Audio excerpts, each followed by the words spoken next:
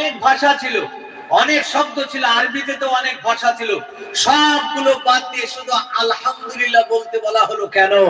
আপনাদের মনে প্রশ্ন জাগে না যে আলহামদুলিল্লাহ কেন বলতে হবে? হাঁচি উঠলে আলহামদুলিল্লাহ বলতে হবে। তার কারণ হচ্ছে এটাই, হাদিস শরীফের মধ্যে এসে দেব, বিজ্ঞানরা রিসার্চ করে দিয়েছে, যখন করোনার সময় মানুষ আমরা নাক ঢেকে রাখতাম না, করোনার সময় বিজ্ঞানীরা বলছে আল্লাহ রাব্বুল আমিন শিখে দিয়েছেন হাঁচি এমন একটা জিনিস, এটা উঠলে মানুষের শরীর পাতলা হয়। জোরে কোন ঠিক কিনা?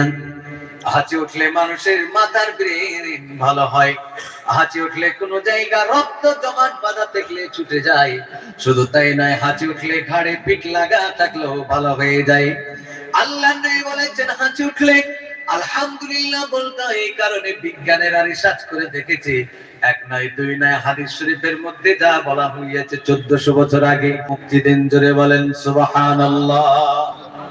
কত হাজার রোগ থেকে বললাম?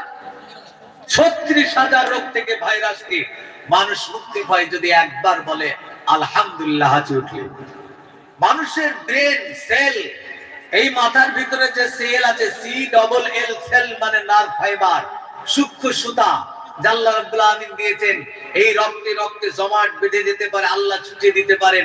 হাঁচি উঠলে আপনি বুকে